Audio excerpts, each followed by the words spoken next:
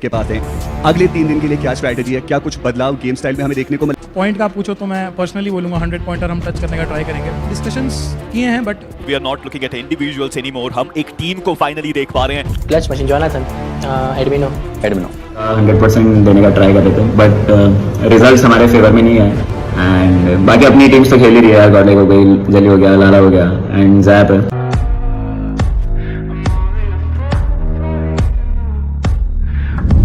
है कहां पे, बट अब जोन के सेंटर में तो जाना ही पड़ेगा। Punk still with his driving skills takes one down, क्यों लमाओ डाउन एंड दिस बार गॉड स्लेयर्स गॉडलाइक को नहीं हरा पाए, ट्रू रिपर्स गॉडलाइक को नहीं हरा पाए एंड गॉडलाइक क्या कमाल की शुरुआत है सेमीफाइनल्स में। आते ही जोन के अंदर, आते ही चिकन डिनर भी। कारनामे, करामात, करिश्मे अगर कोई कर सकता है तो वो कोई और नहीं, इस पूरी लॉबी पर कहर ढाने के लिए केवल और केवल गॉड लाइक का ही नाम सामने आएगा। ये शुरुआत जो हर किसी को चाहिए थी, ये कारनामा जो हर कोई चाहता था और कोई जो कभी भी इन पे सवालिया निशान उठाता था, आई थिंक अब पता चल चुका है कि जब से कमबैक की कहानी हुई है वो कमबैक अब रुकने नहीं वाला है। एब्सोल्युटली, आई मीन ब्रेक के बाद भी वहीं से शुरुआत करी है जहां पे उन्होंने खत्म किया था, रोटेशंस अव्वल दर्जे की, और इस लॉबी का सबसे पहला प्लेयर गवाया था सिम के रूप में। उसके बावजूद 3 प्लेयर्स ने जो पोजीशन का गेम प्ले खेला है, उसके बाद जो आक्रमण किया है, आखिरी में ट्रू रिपर्स को भी हराया है। Absolutely amazing game play by team Godlike. शुरुआत अच्छी हुई है, मोमेंटम के साथ मुझे लगता है कि आने वाले मैचेस में भी वो अच्छा कर पाएंगे। हालांकि फाइनल ब्लो की तरफ और पंक ने जो गाड़ियां घुमाई है आखिरी में, वो आई थिंक गेम चेंजर साबित हुआ बहुत ज्यादा अच्छे तरीके से। इस मौके पर पूरी इंफॉर्मेशन मिल चुकी थी। थोड़े बहुत शॉट्स आप देखिए यहाँ पहले पैन पर लग रहे थे, लेकिन उसके बाद कुछ नहीं। पंक जब उन्हें पता चला कि सामने प्लेयर जो है वो वेपन बदल रहा है, व्हीकल को रोकने की जगह और तेज तरार तरीके से आगे लेकर के गए। पंक न्यू इट कि उन्होंने जिस तरीके से रोटेशंस करी हैं, काम कर चुके हैं। जोनाथन को पता था कि वो हायर ग्राउंड पर चढ़ करके रहना कितने अच्छे तरीके से काम करता, और उसी के साथ साथ एडमिनो, ये लड़का तो कमाल है ही। 4 फिनिशेस इनके भी हिस्से में गए एंड वेल पूरी टीम ने काफी अच्छे तरीके से कारनामे किए जरूर है। हालांकि सिम, जैसे कि आपने बात करी, सबसे पहले खत्म जरूर हुए, लेकिन टीम ने कभी उस चीज को अपने ऊपर ऐसा प्रेशर नहीं आने दिया। एब्सोल्युटली, आई मीन स्टार्ट के साथ अगर आप देखो तो ऐसा लग रहा है कि we are not looking at individuals anymore. हम एक टीम को फाइनली देख पा रहे हैं। जो पहले के शुरुआती हाफ में इस टूर्नामेंट के ऐसा लग रहा था कि हम सिर्फ इंडिविजुअल्स को देख रहे हैं चलते हुए, फाइनली अब एज अ टीम गॉडलाइक खेलती हुई। तो शुरुआत तो अच्छी हुई है सेमीफाइनल्स की, पहला मैच काफी शानदार, बट कई टीम्स अभी भी स्ट्रगल कर रही हैं। Scary sword. अच्छा, okay okay. Trace God, admino FS गॉडेक्स, admino clutch machine Jonathan, S power, admino clutch machine admino, H power I guess OG, TX I think अच्छा खेल रहे हो। I would go for soul. OG but there was one player उनकी team में जिन्होंने और भी अच्छा खेला, एंड उनके अपोनेंट में जिन्होंने और भी शानदार खेला, and that is clutch God.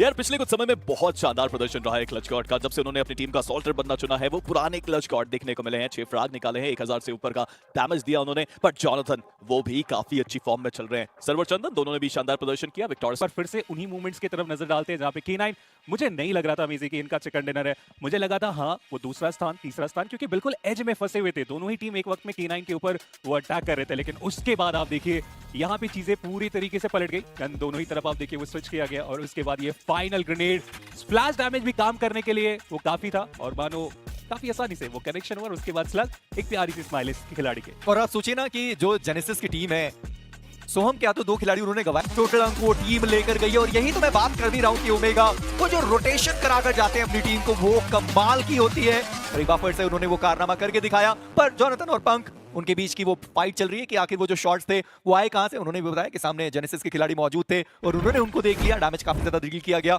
और जोनाथन वो जो 1v1 की फाइट थी, एचपी उनकी बहुत कम थी, ग्रेविटी AR पर स्विच किया था उन्होंने सोचा ठीक है शॉटगन का एक काम हमने कर दिया, अभी AR से काम करते हैं, चूक गए। आपने ही बताया था बहुत बार कि आजकल के प्लेयर्स इसी तरीके से कर रहे हैं, जहाँ पे अगर पहला शॉटगन अगर वो कनेक्शन बनाने में कामयाब होते हैं, बहुत प्यारे तरीके से वो स्विच किया जाता है, क्योंकि एक एमो काफी होता है अपोनेंट को गिराने के लिए। बट एक चीज तो माननी पड़ेगी, क्वार्टर फाइनल में जितनी भी टीम्स को हमने देखा था जिनका मोमेंटम बहुत ज्यादा बेहतर चल रहा था, चाहे ब्लिट्स की बात कर ले, चाहे आप गॉडल की बात कर ले, स्टार्टिंग के मैचेस में ये स्ट्रगल करते थे। आई मीन पहले दिन पे स्ट्रगल करते थे, बट इस सेमीफाइनल में आने के बाद ब्लिट्स उन्होंने भी अच्छे खासे पॉइंट्स निकाले इस मुकाबले में भी, और इसके पहले के जो मैचेस थे वहां पे भी वो पॉइंट्स निकाल के गए। गॉडल तीनों ही मैच में काफी अच्छे पॉइंट्स निकालने में हुए कामयाब, तो सोच बदली है और इस राउंड में सेमीफाइनल में आने के बाद काफी अच्छा रिजल्ट उनके लिए। और ऐसा लगता है कि 4 दिन का जो वो गैप था ना, वहां पर टीम ने रीड बहुत बढ़िया तरीके से किया है, रोटेशन अपनी बहुत उसमें सुधार करी गई है। चाहे आप गॉडलाइक की बात करें, ब्लिट्स की अगर आप बात करें, वहां पर रोटेशन बहुत बढ़िया करी गई है। मेरे साथ मौजूद है Aurum, who is the coach of Godlike. Aurum, स्वागत है आपका। मैं आपसे ये समझना चाहता हूं कि बीएमएसडी 2025 का पहला चिकन निकालने में 29 मैचेस का गैप लग गया,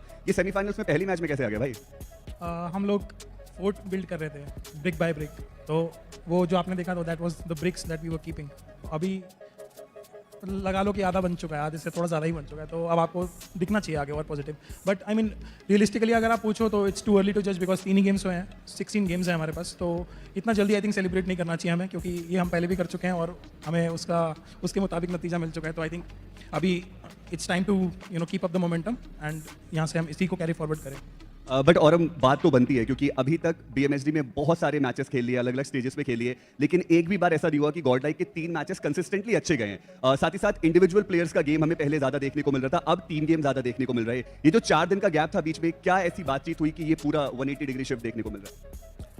डिस्कशंस किए हैं, बट लाइक पहले हमने ज़्यादा किए थे, बट वो आपको इफेक्टिवली उतना होते हुए दिख नहीं रहा था, क्योंकि हमारा थोड़ा प्रैक्टिस का टाइम कम था। हमने वो बढ़ाया है इन 4 दिनों में। इन 4 दिनों में क्या है, जैसे थोड़ा पहले या 5-6 दिन समझ लो, तो हमने प्रैक्टिस का टाइम बढ़ाया है हमने, और दूसरी लॉबीज़ में भी ट्राई किया, थोड़े से अपने सिनर्जीज पे काम किया, थोड़ा कम्युनिकेशन, अपनी जो दिक्कत हो रही थी उसको हमने फिक्स करने का ट्राई किया, और जो भी थोड़े बहुत इश्यूज थे उसको रिजॉल्व किया, बस और कुछ नहीं।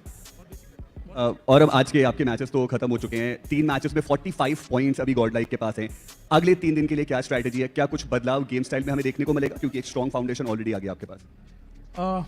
पॉइंट का पूछो तो मैं पर्सनली बोलूँगा 100 पॉइंटर हम टच करने का ट्राई करेंगे, बट इनको प्लेयर्स को मैं कभी वो चीज़ नहीं बोलता हूँ, बिकॉज हमारा एक ही मोटो रहता है, each game at a time. हम उस गेम में से बेस्ट आउटपुट पॉसिबल जो है वो निकालें, ना हम पॉइंट्स की बात करें, ना हम ये बात करें कि हमें चिकन चाहिए या हमें ऐसा कुछ भी, मतलब ऐसी चीज़ जिससे गेम में हेल्प नहीं होने वाली, मैं उसके बारे में बात नहीं करता, ना उनको करने देता हूँ। तो आई थिंक वो चीज़ हम दिमाग में रखें कि हमें जो गेम भी मिल रहा है हम उसमें से बेस्ट पॉसिबल जो ऑप्टिमम रहता है वो हम निकालें।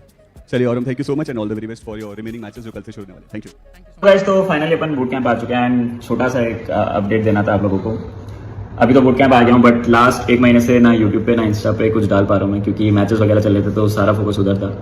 पूरा 100% देने का ट्राई कर रहे थे, बट रिजल्ट्स हमारे फेवर में नहीं आए। बहुत लोग मेंशन कर रहे थे, टैग कर रहे थे, थैंक यू सो मच जिसने सपोर्ट करा और जो इतना मोटिवेट कर रहे थे। थोड़ी हमारी भी गलती थी, थोड़ा चीज़ें हमारे फेवर में भी नहीं गई, बट ठीक है। और अभी फिर से बूट कैंप आ चुके हैं, तो आपको फिर से रेगुलर कंटेंट देखने को मिलेगा। बाकी कल से अपन लाइव स्ट्रीम भी करने वाले हैं, तो बाकी सारी बातें उधर बताऊंगा आपको, जितनी भी जो भी हुआ। एंड बाकी अपनी टीम्स तो खेल ही रही है यार, गॉडलाइक हो गई, जली हो गया, लाला हो गया एंड जैप है, तो इनको सपोर्ट कर रहे हैं बाकी जितनी भी टीम्स है। तो नीचे लिंक दे रहा हूँ, लिंक पर टैप करो। और तो हेलो, मेरा नाम आरू है एंड मैं ओजी का आईजेन हूँ। एंड मेरे पास हमारा जो रोस्टर है वो 4-man रोस्टर है, जिसमें मेरे साथ में आतंकी, विस्गॉड और AQP है। एंड पहले एक प्लेयर था वेरॉन, जो अभी हमारे लाइनअप में नहीं है, क्योंकि वो काफ़ी टाइम से हमने उसको 5th पे रखा था एंड अभी अपॉर्चुनिटी उसको भी नहीं मिल पा रही थी, तो इसलिए हम लोगों ने सोचा था कि उसको भी कहीं और पे, मतलब ऑब्वियसली उसको प्लेइंग 4 में अगर चांस मिला है तो उसकी करियर के लिए बेटर है। तो अभी BMSD में जस्ट आने से पहले हम लोग एक अनऑफिशियल इवेंट खेले थे, जिसमें हम लोगों को कुछ दिन पे 2 मैचेस खेलने मिलते थे, कुछ दिन पे 4 मैचेस खेलने मिलते थे। तो वो उससे अगर कंपेयर करें तो BMSD काफ़ी ज़्यादा डेफिनेटली अच्छा है, क्योंकि हमको कुछ दिनों पे 6 मैचेस खेलने के लिए मिलते हैं एंड फॉर्मेट भी एकदम फास्ट है, टीम्स एलिमिनेट हो रही हैं। एंड मुझे तो काफ़ी ज़्यादा ऑनेस्टली पसंद आया फॉर्मेट, क्योंकि काफ़ी पनिशिंग भी है और काफ़ी ऐसा है कि अगर आप मिस्टेक्स भी करते हो तब भी ऐसा नहीं कि थोड़ी बहुत मिस्टेक्स करके आप बाहर हो जाओगे, आपको काफ़ी सारे मैचेस मिलते हैं। तो आई गेस वो काफ़ी अच्छी चीज़ लगी मुझे, क्योंकि ये जो इवेंट है इसके लिए पूरी कम्युनिटी काफ़ी सालों से वेट करी थी, बिकॉज जो शोडाउन है वो जैसे आपने बोला कि काफ़ी टाइम बाद में आया है एंड ये एक अपॉर्चुनिटी देता है इंडियन टीम्स को फाइनली बाहर की टीम्स के साथ में कम्पीट करने के लिए। तो आई डोंट थिंक कि इंडियन टीम्स कहीं पर भी लैग करती हैं, बट हाँ एक चीज़ है कि जो इंडियन टीम्स की इंटेग्रिटी है वो अभी भी मुझे लगता है कि थोड़ी वीक है एंड और बेटर हो सकती है, बट वो चीज़ अब टीम्स के अंदर से और प्लेयर्स के अंदर से आए तो ज़्यादा बेटर है, क्योंकि कोई भी अगर बाहर की बॉडी आकर के वो रिजिडनेस लाए तो फिर इतना पॉसिबल हो नहीं पाता। क्योंकि जैसे अपन देखते हैं कि इंडियन रीजन में हर एक टूर्नामेंट के बाद में इतने सारे रोस्टर शफल्स होते हैं कि पूरी कम्युनिटी इधर से उधर के प्लेयर्स इधर एंड कोचिंग का भी सीन बीच में होता है। तो आई गेस वो सारी चीज़ें जो है वो बस हमको एक स्टेप पीछे ले जाते हैं बाहर की टीम से, क्योंकि बाहर की टीम से भी होती हैं ऐसी चीज़ें, लेकिन वो लोग इंटेग्रिटी समझते हैं कि एक ही रोस्टर के अंदर प्लेयर्स का उतना ज़्यादा शफलिंग कितना ज़्यादा हार्म कर रही थी एक टीम की परफॉर्मेंस को, इंटरनली भी और एक्सटर्नली भी। लोअर ब्रैकेट या फिर having said that not just lower bracket but upper bracket भी, क्वार्टर फाइनल, सेमीफाइनल, ये सारे स्टेजेस की परफॉर्मेंस देख के मैं किसी टीम को जज नहीं करता हूँ, क्योंकि लॉबी की अनसर्टेनिटी भी बहुत होती है। कुछ चीज़ें किसी टीम के लिए स्पेसिफिक राउंड्स में वर्क कर जाती हैं, तो ऐसा नहीं, कुछ टीम्स डेफिनेटली अच्छा खेली एंड कुछ खराब भी खेली, बट अभी आई थिंक सही टाइम नहीं है किसी भी टीम को जज करने का या फिर ये बोलने का कि वो रेडी नहीं है या फिर वो रेडी हैं। मेरी टीम की जो प्ले स्टाइल वो हाइब्रिड है, मैं सारी टीम से सीखता हूँ एंड हमारा गेम कॉपी करना या फिर रीड करना ही बहुत ज़्यादा मुश्किल है, क्योंकि हम लोग काफ़ी वर्सेटाइल हैं एंड जो प्ले स्टाइल भी हमारी वो भी हम लोग काफ़ी चेंज करते रहते हैं, जो कि एक क्रूशियल फैक्टर प्ले करता है बाहर खेलने के लिए। एंड एक और चीज़ है जो बहुत इंपॉर्टेंट मुझे लगती है, जो हमारी टीम को बाकी टीम्स के ऊपर एक एज देती है, वो ये है कि हमारी टीम का जो इंटेंट है, हम लोग फाइट्स लेने से बिल्कुल नहीं डरते। हमारी टीम की जो अप्रोच रहती है वो हमेशा एग्रेसिव रहती है एंड एग्रेशन के नाम पे हम लोग कुछ भी नहीं कर देते, कहीं भी घुस गए या फिर एग्रेसिव है घुस के मार दो, ऐसा कुछ भी। हम लोग प्रॉपर स्ट्रैटेजीज बनाते हैं एंड गुड फाइट्स और बैड फाइट्स के बीच का डिफरेंस बहुत अच्छे से समझते हैं।